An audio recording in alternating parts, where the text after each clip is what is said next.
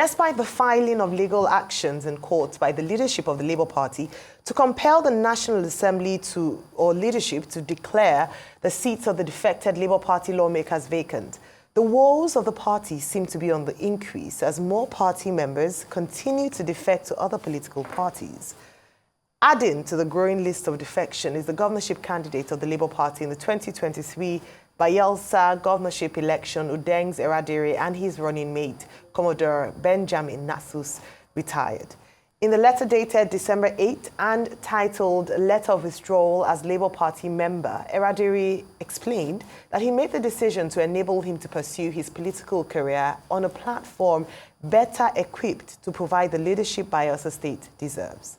Joining us now on the show is Udengs Eradiri, the governorship candidate of the Labour Party in the 2023 Bayelsa governorship election. Good morning, Mr. Eradiri, and most welcome back to the morning show. Thanks for joining us.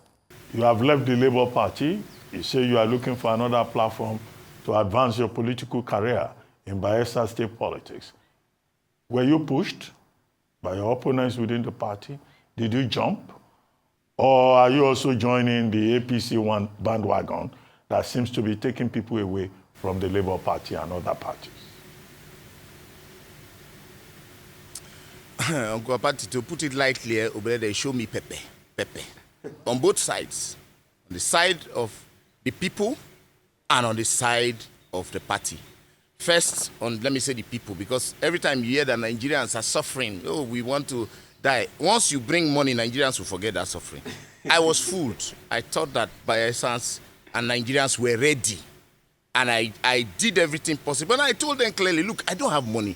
If it is money they're looking for, I don't have it. But I have the capacity to change the society, to change things around. Work with me. When you reach election, Uncle Abati, even my agents, they will call me and say, okay, sorry, we won't pay house rent, so we don't take the money. It is so bad. Then on the part of the party, transactional. The party is just a transactional instrument. People just put themselves together and then come and see what they can get from the system. And when I mean the system, either the ruling party or those who have deep pockets to spend. I told them clearly, I'm not here. I'm an engineer who have raised money by myself because I felt that having gone through university, being president of engineering students in University of Benin, coming out to be IYC Secretary General, later IYC President, and then going to be Commissioner for Youth, and then Commissioner for Environment, then also essay on youth to the NDDC. I had seen it. I had seen the thin line between failure and performance. And I believed that I could do this job. And the only thing to do is that instead of sitting down to be complaining, as a lot of people do, take action. I'm a man who likes taking action. And I started the journey. The pitfalls and hurdles started in the party. They come and tell you integrity, capacity, what do they other call the other one? When the chips are down, you don't see any of these qualities. And don't forget, I was in the Labour Party way back in 2011. I contested House of Reps in Labour Party. I know what they did to me. They thought I would be this young boy with just the command. I just believe that, look, this thing, I can do it. And anything I put my mind to, I pursue it. I saw the gimmicks. I didn't go to Labour Party because of the Obi mantra, no. I wanted a party that we had used to campaign before. Because when you are talking to community people, what they want to hear, Papa, Mama, Pikin. That Labour Party in 2011, we used it to campaign. So if I bring in a new party, the job will be difficult. Why not go to a platform where you can easily communicate to the people? And that was why I took the decision to go with the Labour Party. Then the general elections came and Obi mantra came. Of course, I will benefit. Having supported and put money in the party, I should be able to benefit from it. Unfortunately, the legal system and the INEC, the judiciary and the INEC, killed the morale in Nigerians.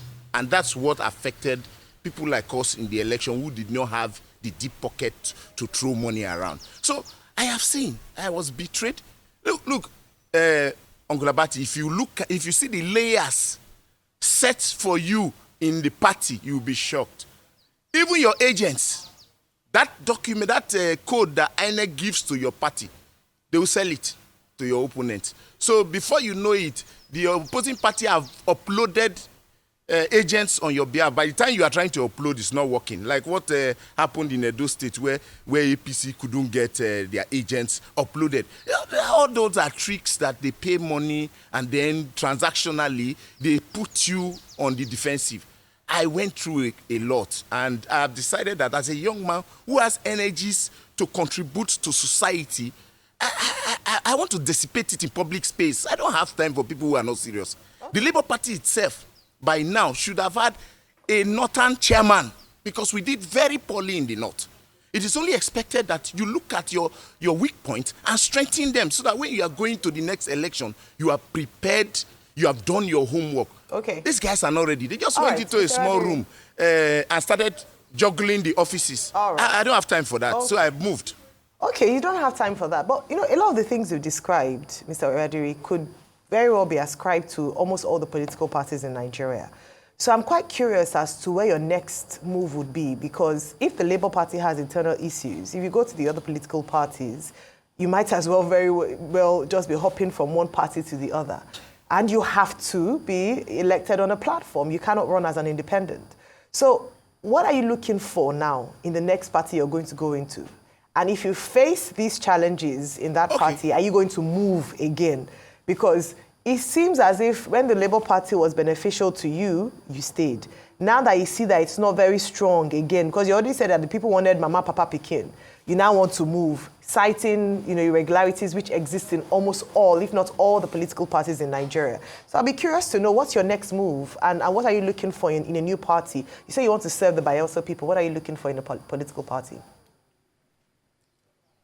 Well, first of all, I'm focused on my practice because I have a second address. First is my engineering, second will be politics. So I've gone back to my first address where I need to work and generate resources and reorganize myself because I'm disorganized, having gone through that process, trying to fund it yourself. Yes, there are, these shenanigans are in every party, but you get to certain areas where you can manage them.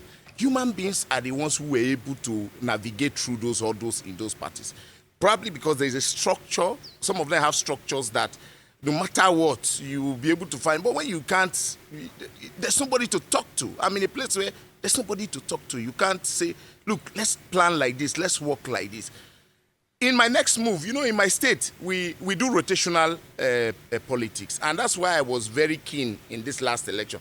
The next is rotating to another zone. So I'm looking at working with like minds in an institution and then gradually from there build and see where I can also be able to add value to the system. I have seen these things.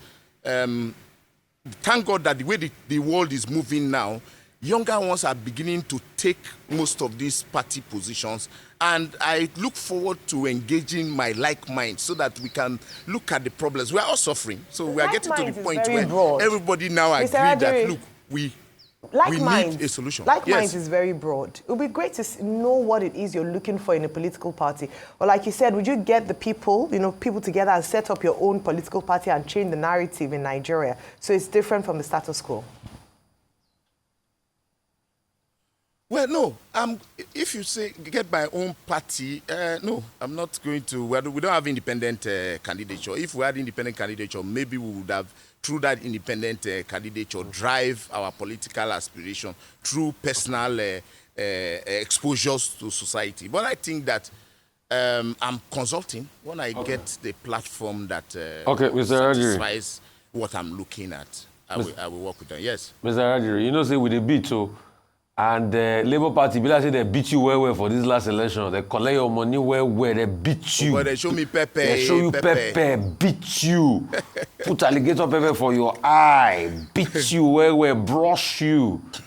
Sorry, that's what politics they be for Nigeria. Yes. But moving forward, let's ask some key questions.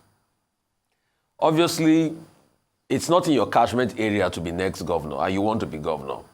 So probably you have three scenarios. Yes. You will romance Eradiri. I don't know if Eradiri has somebody that he wants to succeed him when he leaves. You'll probably work for that cabinet. Or you also look for the possibility of working with almost Governor David Lyon's faction, or David Lyon's faction, which is another one in the mix.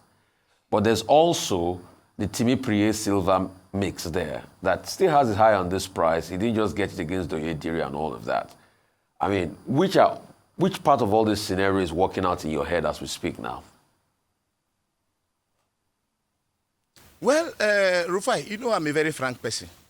I've been thinking about it. I said, come, what's going to happen? The PDP is practically dead. There are no structures. You look at what is happening in Abuja. Clearly, if it is 2027 we're looking at, we'll get ahead. And then there are lots of scenarios that are playing, like you said. There are young people in Bayelsa who are within my age range. I'm 48 now. Within that age range, we are the ones that should take leadership. We are beginning to talk. And I believe that at the appropriate time, the direction will be clear. So I want to let the cat out of the most probably align with the APC. But yes. Because from what I see, you most probably align with the APC because the PDP is dead. And, I mean, a lot of people in Bayelsa politics still feel that, okay, it was just by sheer grace that the current governor emerged after the court case. And, okay, he had to prove himself in the last election. But after him, they don't think the PDP can consolidate in the state. So it's probably going to be the APC and the power of the center. And the fact that the APC say they want to claim more states in places that they didn't win before. So probably you align with the APC, with the Timi Priye, factor, or I don't know if David Lyon still holds a stake in the party. Is that going to be the case? Well, like I said, Rufai, you like to push now. You won't push me to... No, I'll not push you now. No. My brother, I'll not push you. The analysis will do now. I'm actually looking at the best scenarios. And for me, I think that there are young people within the state that are also expressing this. And again, if you say APC, what's wrong with APC? What's wrong in also going there to also work with like minds and get the country moving? There has to be a platform now. If you want to do an election, it's not just about saying you want to be governor. You must walk through a process. And that's why I walked through a process in the past. That past did not work for me. And I'm looking at what is tenable right now. Is it a place where we can go in as young people and say, come, what do we do to try to straighten things? I have seen a lot of people in this same APC that are doing so well in the positions they have been given. They didn't allow the system to overwhelm them. But they have brought in their personality into it and using that to create a niche in wherever they found themselves. So I don't think that there's nothing so bad about the APC that it shouldn't be on the table for discourse. Okay, comrade, two things. If yes, sir. Zoning for gubernatorial election does not favor your senatorial zone in 2027, if maybe the APC offers you an opportunity to go to the Senate or to go to the House of Reps, and you see that this is certain, this is something you can hold on to, are you going to just quickly embrace it? And then the second thing is... Uncle Abati, you see... No, I wanted to ask a second question. It's about your assessment of the Eradiri administration. I know you were critical about some of his programs, the plan to build, is it an airport or something, or to purchase an aircraft, something in the aviation sector. But how will you assess them, 1 year after 2023 and now that he's in his second term? Okay, maybe I should just take this one first. We have passed elections. So now it's about governance and completion of their tenure. So I won't... clearly, there are some areas that they have done well. There are some areas they have not. So I don't want to be sounding as if we are still in an election period. I've been in Bayelsa in the recent times. I've seen some of the jobs that they are doing, some of the roads that some of us have canvassed that you need to open up the ocean economy to the state capital. Those roads are going as planned. The other roads to southern Nigeria, I have seen it. I went there myself. I went to back of government house. I saw a lot of roads that they are doing. But I think that there's still a missing dot where I think that government needs to connect. If you award contracts for projects to be going on, you must monitor it to ensure that 70–80% of those projects, it is people from the state that are involved so that this money begin to rotate around the state to create that economic agitation for growth in the state. Those are some of the areas that I think that they have not been able to tie together. Those dots need to be connected. for me, it is about my state. It's about Bayelsa State. I wanted to be governor at a time, but I couldn't get it because of the circumstances that I found myself. Does not mean that everything should go down. No. What can we do to push it to the next level? Because they say authority not used is authority lost. Anything we don't get now, we would have lost it. So if I'm in a position to add the value for it to be gotten, of course I will do that. I'm not saying I'm not going to work with under a governor. No. As Udengs Eradiri, I contribute my quota to my state. I employ a labor in that state. I contribute to the GDP of the state. And I can as well talk to the system and say, look, what you are doing here is not right. Why not we do it this way, which I have always been doing. In the issue of zoning, I am a gentleman. One of the reasons why I was very critical about the last election and I put in my best was because I knew that if it passes us this time, with the zoning arrangement that also contributes to elections, because the people will always say, the Eradiri don't do 1 year, Allah make him finish the other one. So those factors will go and vote for him. Some people will say, let it come to our turn. We know that we do rotation, so I'm not going to be going there to distort that process. I want to work with the system, with my mates who are also looking at a way forward for Bayelsa State. Some of them have expressed themselves in various opportunities that they have been given. And then there will be opportunities for us to do one or two things. But you see, the issue of National Assembly, I contested House of Reps in 2011 through the Labour Party. I didn't get it. Having gone through leadership, I went to the National Institute for Policy and Strategic Studies. I have looked at the dots, and then I've discovered that, look, I'm not a lawmaking person. In the University of Benin, I was in parliament at a time, but every time we skip, I was having issues when we make laws and people don't implement. But me, I have come to the conclusion that I'm an executive person where I can pick this and drop it here. So that's what I'm going to be pursuing, because nobody says if you don't go to Senate, you won't be able to. You're making laws, you're trying your best to push it, it's not going anywhere. Why not be in the executive angle where you can actually get things done? And I think I've come to that conclusion. I'm not going to be worrying myself about a whole lot of other areas. If there's local government chairman, I would prefer to even be a local government chairman today to show them that this leadership can truly be dispensed as it should be, rather than the shenanigans that we see. So for me, I've defined my path, and that's the path I will be following. Okay. Well, on that note, we'd like to thank you very much for joining us on the morning show today.